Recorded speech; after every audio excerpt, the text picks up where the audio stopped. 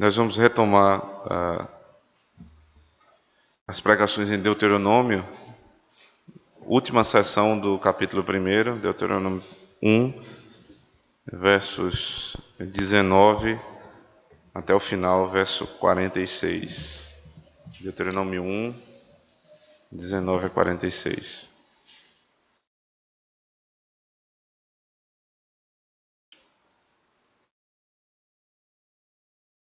Verso 19. Então partimos de Horebe e caminhamos por todo aquele grande e terrível deserto que vistes, pelo caminho da região montanhosa dos amorreus, como o Senhor nosso Deus nos ordenara, e chegamos a Cades Barneia. Então vos disse: tendes chegado à região montanhosa dos amorreus que o Senhor nosso Deus nos dá. Eis que o Senhor teu Deus te colocou esta terra diante de ti. Sobe, possuía, como te falou o Senhor, Deus de teus pais. Não temas e não te assustes. Então todos vós vos chegastes a mim e dissestes: mandemos homens adiante de nós, para que nos espiem a terra e nos digam por que caminho devemos subir e a que cidades devemos ir. Isto me pareceu bem, de maneira que tomei dentre vós 12 homens, de cada tribo um homem, e foram-se e subiram a região montanhosa, e espiando a terra vieram até o vale de Escol, e tomaram do fruto da terra nas mãos, e nos trouxeram, e nos informaram, dizendo: é terra boa que nos dá o Senhor nosso Deus. Porém vós não quisestes subir, mas fostes rebeldes à ordem do Senhor vosso Deus. Murmurastes nas vossas tendas e disseste: tem o Senhor contra nós ódio. Por isso nos tirou da terra do Egito para nos entregar nas mãos dos amorreus e destruir-nos. Para onde subiremos? Nossos irmãos fizeram com que se derretesse o nosso coração, dizendo: maior e mais alto do que nós é este povo. As cidades são grandes e fortificadas até os céus. Também vimos ali os filhos dos Anaquins. Então vos disse: não vos espanteis nem os temais. O Senhor vosso Deus, que vai adiante de vós, Ele pelejará por vós, segundo tudo o que fez conosco diante de vossos olhos no Egito. Como também no deserto, onde vistes que o Senhor vosso Deus nele nos levou, como um homem leva seu filho por todo o caminho pelo qual andastes, até chegardes a este lugar. Mas nem por isso crestes no Senhor vosso Deus, que foi adiante de vós por todo o caminho, para vos procurar o lugar onde deveríeis acampar de noite no fogo, para vos mostrar o caminho por onde havíeis de andar, e de dia e na nuvem. Tendo, pois, ouvido o Senhor as vossas palavras, indignou-se e jurou, dizendo: certamente nenhum dos homens desta maligna geração verá a boa terra que jurei dar a vossos pais, salvo Calebe, filho de Jefoné. Ele a verá, e a terra que pisou darei a ele e a seus filhos, porquanto perseverou em seguir ao Senhor. Também contra mim se indignou o Senhor por causa de vós, dizendo: também tu lá não entrarás. Josué, filho de Num, que está diante de ti, ele irá, ali e entrará. Animam-o, porque ele fará que Israel receba por herança. E vossos meninos, de quem dissestes, por presa serão, e vossos filhos, que hoje nem sabem distinguir entre bem e mal, esses ali entrarão, e a eles darei a terra, e eles a possuirão. Porém vós virai-vos e parti para o deserto, pelo caminho do mar vermelho. Então respondestes e me dissestes: pecamos contra o Senhor, nós subiremos e pelejaremos, segundo tudo que vos ordenou o Senhor, nosso Deus. Vós vos armastes cada um dos seus instrumentos de guerra, e vos mostrastes temerários em subindo a região montanhosa. Disse-me o Senhor: dize-lhes: não subais, nem pelejeis, pois não estou no meio de vós, para que não sejais derrotados diante de vossos inimigos. Assim vos falei, e não escutastes. Antes fostes rebeldes às ordens do Senhor, e presunçosos subistes as montanhas. Os amorreus que habitavam naquela região montanhosa vos saíram ao encontro e vos perseguiram como fazem as abelhas e vos derrotaram desde Seir até Horma. Tornaste-vos, pois, e chorastes perante o Senhor, porém o Senhor não vos ouviu, não inclinou os ouvidos a vós outros. Assim, permanecestes muitos dias em Cádiz. Amém. Vamos orar ao Senhor, irmãos. Deus Santo, nós nos achegamos ao Senhor agora com humildade, Senhor, porque sabemos que sozinhos não conseguimos nem mesmo entender esse texto, nem muito menos aplicá-lo ao nosso coração, nem transformar na nossa vida aquilo que o Senhor quer que seja transformado por essa pregação. E por isso nós suplicamos ao Teu Espírito que esteja conosco, venha ao nosso encontro. E que também esse mesmo Espírito que inspirou o profeta a escrever, ilumine a mente do pregador para pregar, e que assim a glória do Senhor e do Teu Filho sejam manifestas. E não somente isso, mas o Evangelho de Cristo alcance o perdido e sare o que está doente e converta o de coração duro. Porque nós te pedimos com a certeza que o Senhor pode nos ouvir. Em Cristo nós oramos, Senhor. Amém. Olhar para trás nunca é fácil e olhar para o nosso passado, especialmente quando ele é um passado de dificuldade, em que nós vamos pensar nos nossos pecados e naquilo que fizemos e não deveríamos ter feito, é um grande problema. Porque olhar para trás, irmãos, nos faz meditar em coisas que nós não temos mais controle. Você não pode mudar o passado. Você não tem como voltar atrás daquilo que você fez. Você não tem como voltar a sua vida 2, 3 anos atrás, lembrando daquela decisão que você tomou e que lhe traz consequências tão graves hoje e que lhe faz sofrer tanto você, sua família, seu trabalho, sua casa, sua vida espiritual, por decisões erradas, por nossa incredulidade e porque nós não colocamos a nossa vida aos pés do Senhor. Então, olhar para trás não é fácil, porque o passado não nos pertence. É interessante porque a expressão é: o futuro a Deus pertence. Mas o passado também não é nossa propriedade, dado que você não pode mexer em nada nele. Não há o que fazer mais. Mas Deus nos ensina a olharmos para o nosso passado e principalmente analisarmos os nossos erros que cometemos para que não caiamos novamente neles.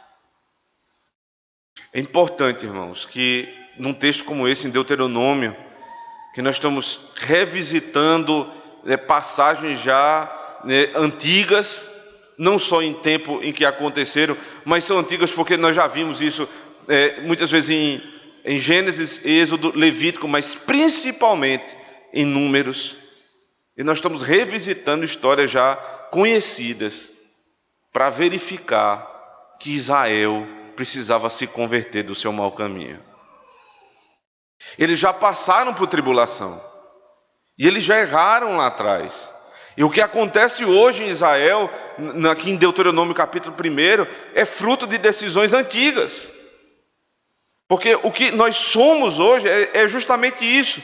Nós somos o fruto das nossas próprias decisões passadas, sobre as quais nós não temos mais força nem poder sobre elas. Mas é preciso olhar para trás para entender onde nós caímos. O livro de Deuteronômio, especialmente o capítulo 1, está fazendo com que Israel relembre o tempo que passou pelo deserto e as vezes que foram incrédulos e se levantaram contra o Senhor. Esse texto ele tem relação direta com Números, capítulo 13 e Números, capítulo 14. Se você quiser voltar comigo. Números 13 é toda a descrição, né, da escolha dos espias. Veja, verso 1. Acompanhe comigo a leitura. Disse o Senhor a Moisés: envia homens que espiem a terra de Canaã, que eu hei de dar aos filhos de Israel. De cada tribo de seus pais enviareis um homem, sendo cada qual príncipe entre eles. Veja, verso 25, aqui você tem os homens que vão ser escolhidos, e a partir do verso 25, o relatório. Ao cabo de 40 dias voltaram de espiar a terra, caminharam e vieram a Moisés e a Arão e a toda a congregação dos filhos de Israel num deserto de Parã, a Cádiz. Deram-lhes conta a eles e toda a congregação e mostraram-lhes o fruto da terra. Relataram a Moisés e disseram: fomos à terra a que nos enviastes, e verdadeiramente mana leite e mel. Este é o fruto dela. O povo, porém, que habita nessa terra é poderoso, e as cidades muito grandes e fortificadas, também vimos ali os filhos de Anak. Ele vai explicar aqui, os espias vão explicar, que a terra é exatamente como Deus prometeu. Ou seja, a promessa, ela estava se cumprindo. Mas aí vem o porém, sempre o porém. O porém há um povo que habita naquele lugar, e esse povo é um povo forte, e as cidades são fortificadas, e se nós entrarmos lá, nós vamos perder. Então, essa é a descrição da terra. E como é que eles obtiveram a descrição? Por meio de espias. Foram enviados 12 espias, um de cada tribo, e eles trouxeram um relatório. É interessante que aqui em Números, no capítulo 13, especialmente verso 1, os espias parecem que foram enviados por Deus. Leia comigo novamente. Verso 2, 1 e 2. Disse o Senhor a Moisés: envia homens que espiem a terra. Então, aparentemente, foi a própria ordem de Deus que fez com que os espias fossem para aquela terra, a terra de Canaã. Mas se você voltar comigo para Deuteronômio 1, que é o nosso texto base hoje,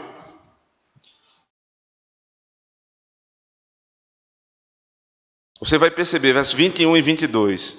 Eis que o Senhor teu Deus te colocou esta terra diante de ti, sobe, possuía, como te falou o Senhor, Deus de teus pais, não temas e não te assustes. Então todos vós chegastes a mim e dissestes: mandemos homens adiante de nós, para que nos espiem a terra e nos digam por que caminho devemos subir e a que cidades devemos ir. Veja, lá foi dito que Deus enviou, e aqui é dito: vocês me pediram para enviar. Moisés está dizendo: partiu de vocês. Por que ele não disse isso em Números 13? Porque naquele contexto não era interessante falar a respeito desse detalhe, mas ele estava só narrando como aconteceu. Deus entendeu que era necessário, né, atender a esse pedido. E qual era o pedido do povo? Vamos enviar homens para espiar a terra. Só que aqui, veja, lá é a narrativa, ele está descrevendo a história. Aqui você tem em Deuteronômio a análise da narrativa, a parte teológica da narrativa. Eu já citei aqui Matthew Henry em várias oportunidades, mas especificamente a respeito desse ponto, que ele diz que Deuteronômio está para o Antigo Testamento, e especialmente a Torá, o Pentateuco, como João está para os Evangelhos. Por quê? Porque quando você lê Mateus, Marcos e Lucas, você tem simplesmente a narrativa, você não tem muita análise teológica. Mas João é diferente. João, você tem narrativa a respeito dos fatos de Cristo, mas o próprio início do Evangelho de João é teológico. Né? O verbo estava com Deus, o verbo era Deus. A própria citação do verbo, ele está ali não apenas dizendo o que aconteceu, mas quem Cristo é. Qual é, né, a necessidade teológica da obra dele. Ele veio ser o recriador. Ele estava no princípio e ele veio recriar todas as coisas. Então João é dos evangelhos a teologia do evangelho. Deuteronômio é do Pentateuco, o livro teológico do Pentateuco. Então é por isso que lá em Números 13 você tem Deus falando ao povo, envia espias. E aqui ele vai avaliar teologicamente como isso sucedeu. Primeiro o povo pediu e então Deus atendeu. E qual é o significado disso? Por que o povo pediu espias? Porque há uma ordem clara. Verso 21. Sobe, possuía, como te falou o Senhor. Ou seja, nas orientações de Deus, as primárias, a respeito do possuir a terra, não foi mencionado em nenhuma ocasião a necessidade de se espiar a terra. Por quê? Porque Deus já sabia o que acontecia na terra. O que é fé? Fé é você crer naquilo que você não vê. É a certeza de fatos que não se veem.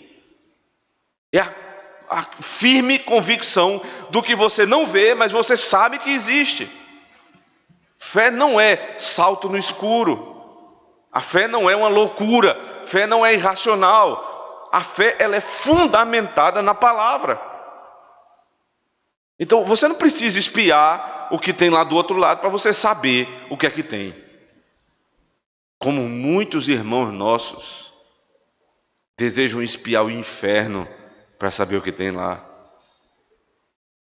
E desejam ouvir o irmão que foi no céu e que foi no inferno e que volta para dar um testemunho dizendo: são assim as coisas. E por que eu não preciso disso? Porque à semelhança de Israel, nós temos a palavra. E nós temos um homem que foi e viu. O livro de Apocalipse é a descrição disso. Então eu não preciso de outras pessoas que estejam no céu, no inferno e venham revelar. Eu não preciso de absolutamente mais nenhum tipo de revelação, dado que já nos foi dada a revelação. Foi concedida ao homem toda e completa a revelação. Então essa curiosidade que parece espiritual e que as pessoas veem como grupos espirituais que gostam de se reunir para ver coisas e para descobrir o que não foi descoberto e para espiar onde Deus não revelou, são semelhantes a Israel. Porque Deus está dizendo: eu permiti que vissem, mas isso é fruto da incredulidade desse povo. Porque aquele que crê, crê na palavra e não precisa ver. Veja, não precisa entender, porque aí seria loucura. Você precisa entender, né? Toda revelação bíblica é racional. Você tem um texto, então você pode avaliar o texto. Hoje à noite, na pregação em Atos, capítulo 17, aliás, nós vamos ver a igreja de Bereia, que é reconhecida pela sua nobreza em conhecer e verificar o que estava sendo pregado. Então, ainda que eu não precise ver, eu devo entender. E pela compreensão fundamentada na palavra, então eu creio. Qual foi então o pecado de Israel em relação aos espias? Não foi só o relatório. Moisés agora está explicando. Foi o ato de desconfiar. As nossas desconfianças a respeito das coisas de Deus e do que Deus disse. E Deus disse: eu nunca vi um justo. Na palavra dele, pela boca do profeta, ele diz: eu nunca vi um justo mendigar o pão. E nós tememos quando o nosso emprego ele entra em risco. Sim, tememos porque somos humanos, falhos, e porque não temos poder sobre as coisas, mas tememos também pela incredulidade. E tememos porque a doença chega na nossa casa. E tememos por qualquer coisa que nos amedronta, porque tememos sendo a semelhança desse povo. E aí nós queremos espiar do outro lado e ver o que Deus já disse que é nosso. Subi à terra, diz o Senhor, e possuía. Antes dessa explicação, ele nos dá uma nota geográfica aqui. Onde é que eles se encontram agora? Verso 19. Observe. Então partimos de Horebe a caminho e caminhamos por todo aquele grande e terrível deserto que vistes pelo caminho da região montanhosa dos amorreus, como o Senhor nosso Deus nos ordenara, e chegamos a Cades Barneia. Esse aqui é o primeiro percurso que eles fazem, né? Cerca de 160 quilômetros entre a saída de Horebe, onde receberam a lei, e a chegada em Cades Barneia. Cades Barneia está ali no limite da entrada para Canaã. Então, é um lugar diferente do deserto. Né? Um determinado comentarista disse, é um tipo de Canaã, mas ainda não chegou. Por quê? Porque foi nesse lugar onde eles estavam às portas da terra prometida, e já tinham avançado depois do deserto, e aqui eles pecaram.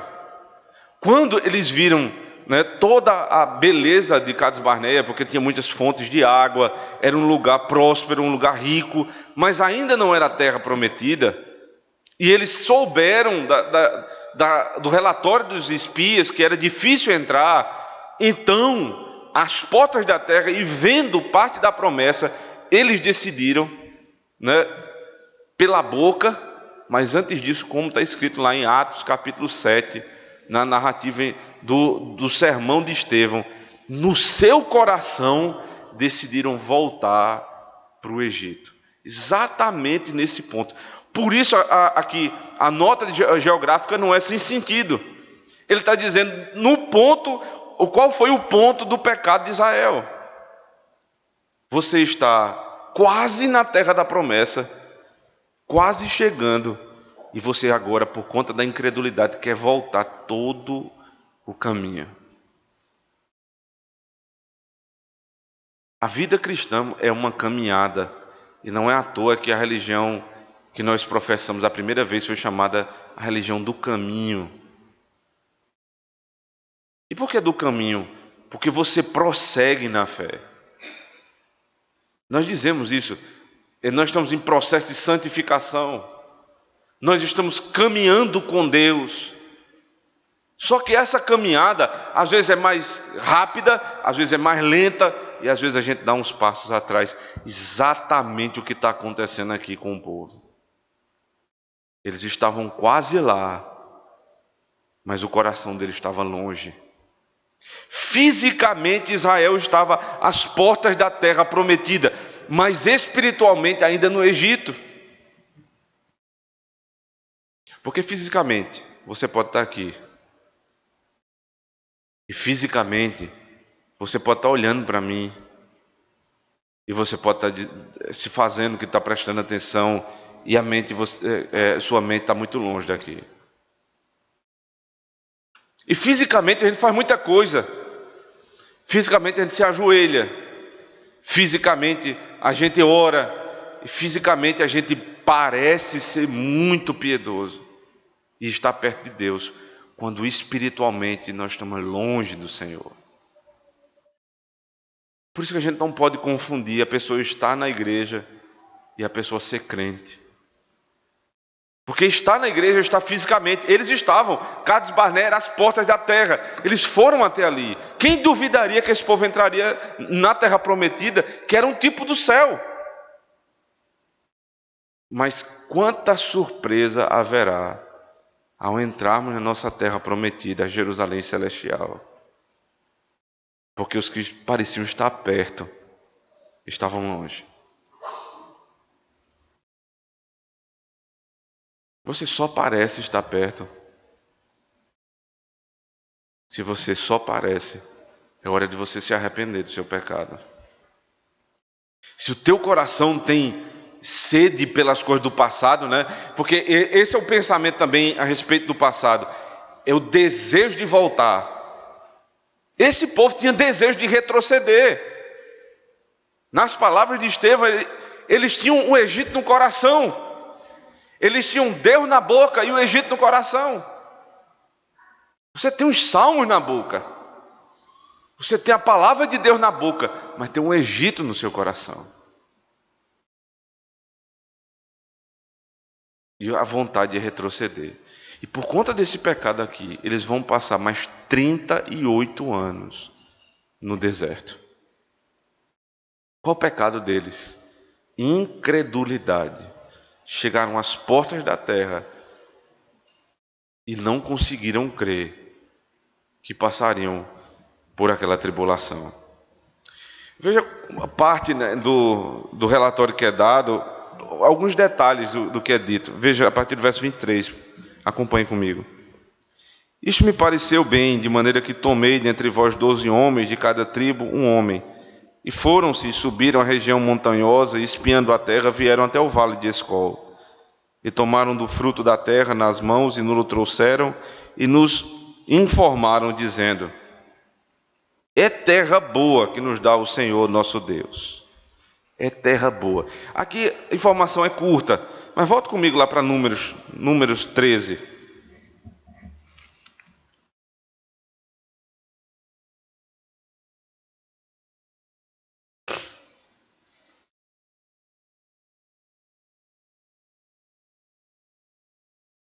Verso 23. Depois vieram até o vale de Escol e dali cortaram um ramo de vide com um cacho de uvas. Veja agora. O qual trouxeram 2 homens numa vara, como também romães e figos. Você imagina o tamanho desse cacho de uva. Um cacho de uva, algumas romãs e uns figos. 2 homens para carregar uma vara e aquilo ali estava pendurado. É uma terra um pouco frutífera essa, né? Parece que é exatamente como Deus falou. Então o relatório é esse. A terra é muito boa. Porque o que Deus promete não é bom, é muito bom. E é frutífera. Está aqui a prova. Eles trazem a prova da bondade de Deus. Agora volta comigo lá para Deuteronômio capítulo 1, verso 26. No verso 25 ele disse: é terra boa que nos dá o Senhor nosso Deus. Porém, vós não quisestes subir, mas fostes rebeldes à ordem do Senhor. Murmurastes nas vossas tendas e disseste: tem o Senhor contra nós ódio. Por isso nos tirou da terra do Egito, para não nos entregar nas mãos dos amorreus e destruir-nos. Primeiro, a terra é boa, mas eu não quero para mim. Não tem dúvida, o que Deus falou está se concretizando, mas eu não quero para mim. São 2 coisas diferentes. Uma coisa é você saber a verdade, outra coisa é você querer a verdade para você. Um dia nós recebemos um casal no gabinete, não é membro da igreja, e toda a discussão na conversa era em relação à criação do filho. Pastor, a gente quer vir para a igreja, nós queremos voltar para os caminhos do Senhor, porque nós temos preocupação com os nossos filhos. Até aí você diz: que coisa maravilhosa, né? Porque um pai e uma mãe preocupados com a criação dos seus filhos e dizendo: o melhor lugar para criar meu filho é na igreja. Isso parece uma coisa muito boa. Só que na conversa ficou claro uma coisa: eles queriam para o filho, e não queriam para eles. Porque como a palavra de Deus diz, até vós que sois maus, desejam coisas boas para os seus filhos. Até os ímpios querem isso. É o cúmulo da impiedade alguém desejar o mal para o filho. Os ímpios pensam assim. Mas aí você tem que diferenciar. E foi aí justamente que nós entramos e dissemos: mas espera aí. Veja, a bênção dos filhos está nos pais. Os pais abençoam seus filhos quando ainda não têm condições de crer. Como é que você quer batizar seu filho? E você quer que seu filho seja bem criado na igreja, mas vocês não querem isso para vocês. Vocês vivem uma vida de impiedade, de incredulidade, longe do Senhor, mas vocês querem o bem para os seus filhos? Não é assim que vai acontecer. Não é assim que funciona. Não é saber que Deus é bom. Não é saber que as coisas que Deus dá são todas boas, é querer Deus para mim. E veja que tudo aqui está sendo falado como se esse povo fosse o povo que estivesse diretamente envolvido com aquela revolta. Mas não é, lembrem-se, essa geração é a segunda geração depois da saída. A primeira geração já foi punida com a morte no deserto. Mas os filhos têm a tendência de seguir a mesma religião dos pais. E a religião cristã, ela une pais e filhos. Achei muito interessante, semana passada, na hora do batismo infantil, o pastor Rodrigo Broto batizou algumas crianças na igreja litorânea, e tinha uma família completa ali, quase completa, né? Faltava uma, mas quase completa, uma família ali estava. E o pastor disse assim: nós não vamos aqui fazer batismo infantil, porque a religião não é a religião da criança. Nós vamos fazer aqui, proceder com um batismo doméstico. Aí ele explicou: o que é doméstico? O pai, a mãe, os irmãos e agora os filhinhos pequenos. É a casa que é batizada. Porque o que eu quero para mim, eu quero para os meus filhos. O que eu quero para eles, eu quero para mim. A verdade é uma só, é única. E a bênção de Deus é para todos. Eu não posso negar para mim o que eu quero para os meus filhos. E esse povo que era filho daquela geração estava sendo alertado mais uma vez: cuidado com o pecado de saber que Deus é bom e não querer Ele para si. Muitos conhecem a respeito de Deus, poucos o conhecem de fato. E esses aqui disseram: porém, vós não quiseste subir. A consequência desse tipo de pensamento é que está no verso 27. Eles dizem: tem o Senhor contra nós ódio. Porque aí você começa a mudar. Os conceitos a respeito de Deus são transformados. Amor vira ódio. Liberdade vira prisão. Misericórdia vira punição. E nós vamos mudando os conceitos. Deixa eu tentar explicar isso melhor. Veja só. Por que eles estão dizendo que Deus tem ódio deles? Porque a dificuldade de entrar na terra. Então, o caminho difícil, que é difícil porque nós vemos tantas vezes na Escritura que a tribulação nos faz ser perseverantes, esperançosos, piedosos. Eles não vêm dessa forma. Eles vêm de outra forma. Foi declarado no primeiro versículo que a gente leu hoje, verso 19, observe. Qual era a qualidade do deserto? Aquele deserto grande e terrível. Foi avisado ao povo que o deserto que eles iam passar era grande e terrível. E foi dito também que esse era o caminho para chegar na terra da promessa. Então isso não é ódio. Porque nada faltou a esse povo na caminhada. Se o deserto está para a igreja da antiga aliança como caminho de passagem para a promessa, essa vida está para nós da nova aliança como caminho de passagem até chegar na promessa. É exatamente a mesma ligação. Então essa vida não é uma vida curta e agradável, mas grande e temível. Não se anime a viver 90, 95, 100 anos e dizer: que vida maravilhosa eu vou ter.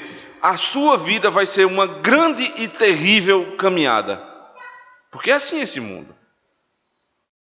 A questão é, nessa grande e terrível caminhada, com quem eu vou estar? Eles estavam com o Senhor. e passaram por todo tipo de tribulação. E não faltou água, e não faltou comida, e não faltou vestimenta, e não faltou principalmente a presença de Deus. Só que a perspectiva aqui é outra. Isso que é demonstração de amor, eles disseram, é porque Deus nos odeia. Por isso que Ele nos faz passar por tribulação.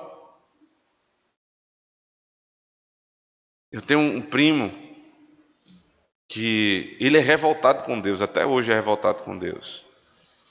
Porque ele perdeu um filhinho muito novo ainda, de uma doença difícil, tentou se tratar de todas as formas e um bebezinho ainda morreu.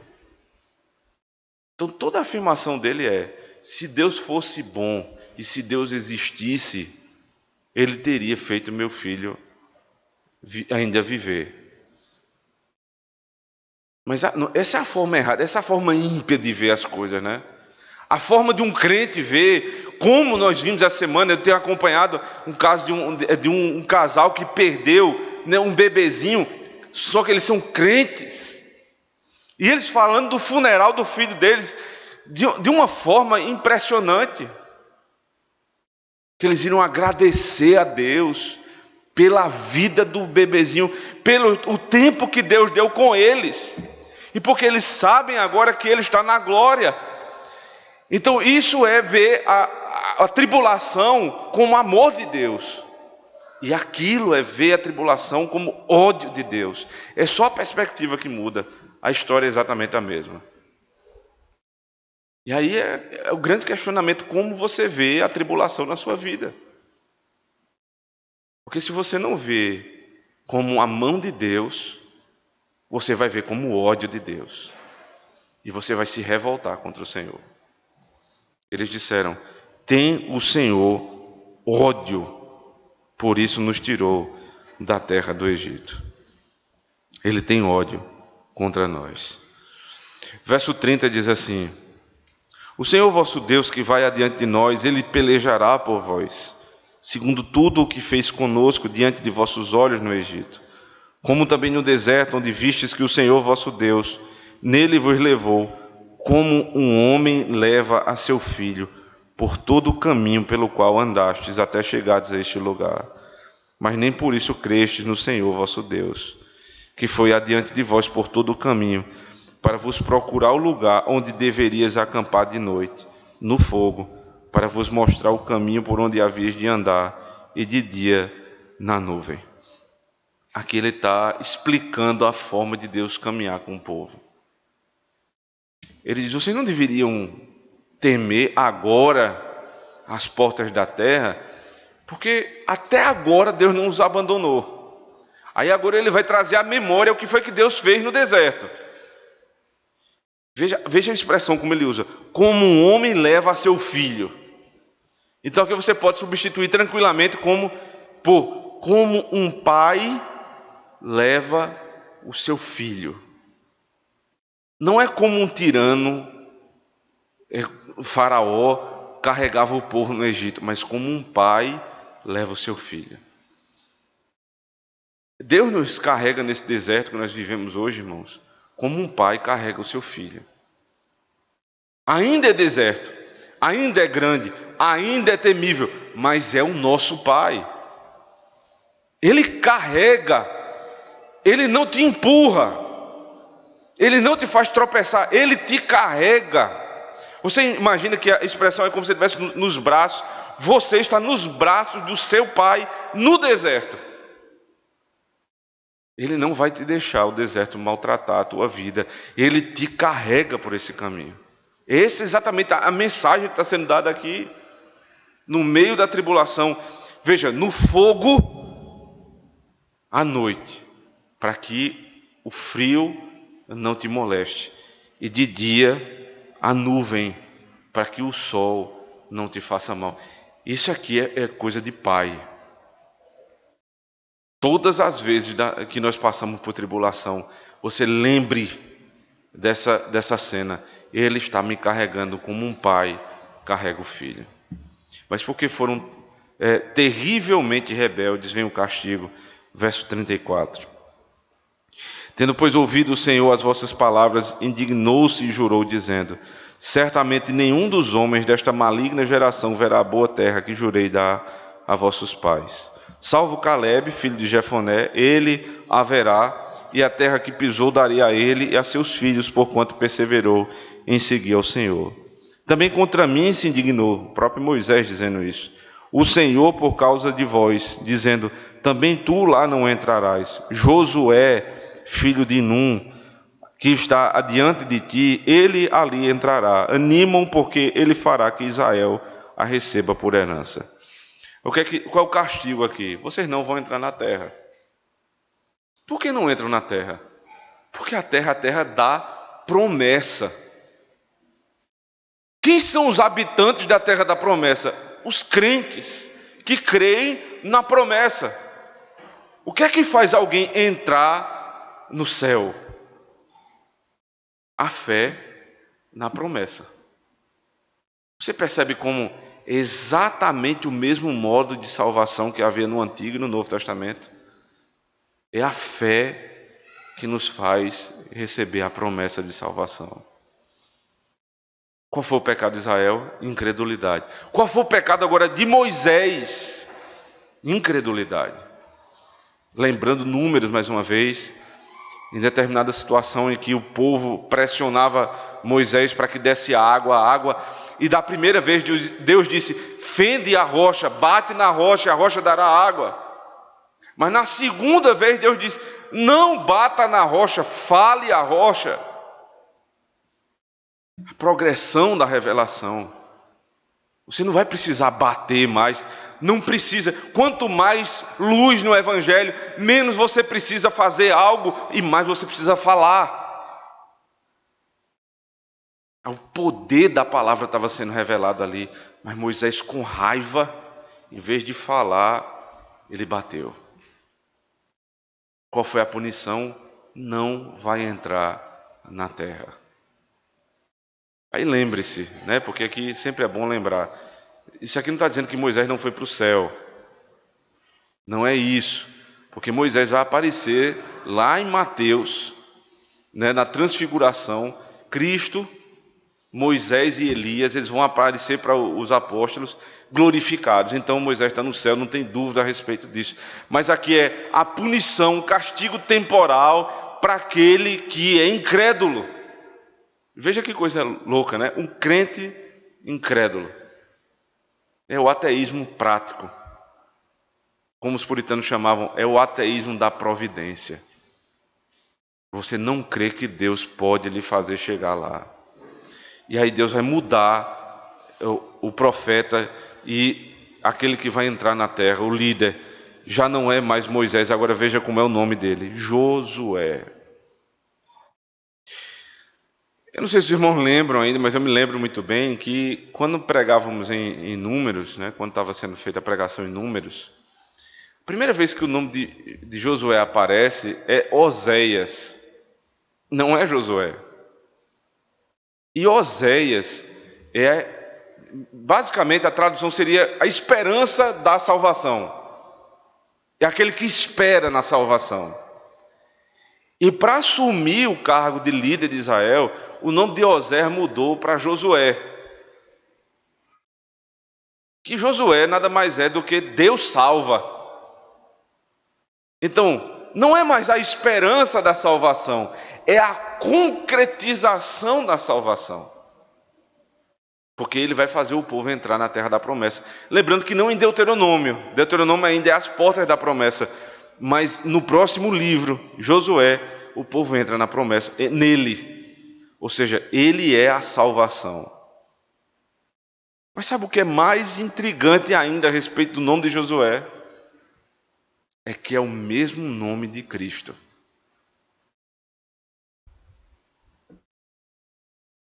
Hebreus capítulo 4, se você quiser abrir comigo, vai trazer luz para essa verdade. Verso 8. Ora, se Josué lhes houvesse dado descanso, não falaria posteriormente a respeito de outro dia, Portanto, resta um repouso para o povo de Deus.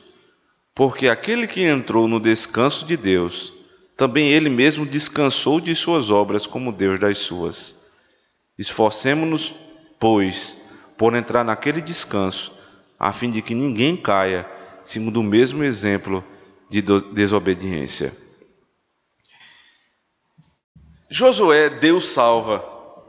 Só que Josué, depois que faz o povo entrar na terra da promessa, que era o tipo da salvação, ele mesmo vai dizer: irmãos, ainda resta outro descanso, que é o que o autor da carta aos Hebreus está dizendo aqui. Por que resta outro descanso? Porque tudo aquilo ali é sombra do que viria. E o que é que viria? O segundo Josué, Jesus Cristo. Como é que é o nome dele? Deus salva. Então tudo aquilo que você está vendo ali, a mudança de Moisés para Josué, é justamente, né,